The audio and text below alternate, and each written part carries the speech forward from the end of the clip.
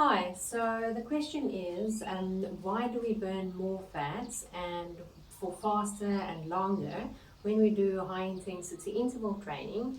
And why don't we burn fat faster and for longer, even at rest, if we do low intensity interval training? So high intensity interval training, HIIT, as everyone calls it, when you try to train at a high intensity, so that will be with an effort level of 80% and up, that actually stimulates changes, physiological changes in your body that speeds up your metabolism, so you burn fat faster even after you've done your exercise, so even at rest. When you do low intensity exercising, so walking, running very slowly, just cycling on the bike, so really at a low intensity.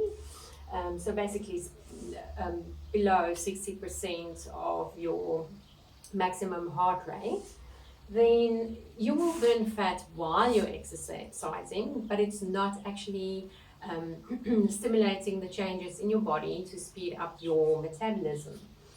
Then also the RQ, that's respiratory quotient. So when you exercise at high intensity, it changes your respiratory quotient. And that means that's where your energy is coming from, if it's coming from fat, protein, or carbs. So when you do high intensity, it actually, your energy comes from fat, so your body is able to burn fat better. So with unfit people, they don't burn fat that well, where fit people, they burn fats better.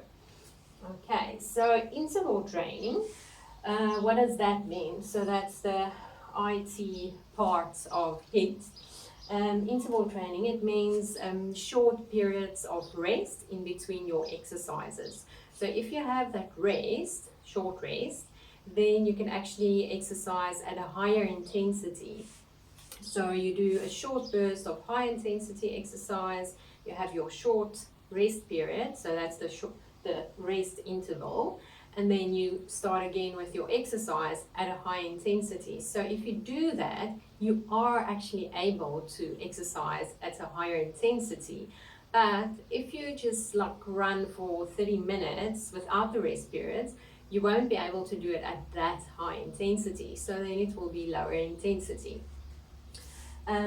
Yes, so that's basically explanation for the interval training.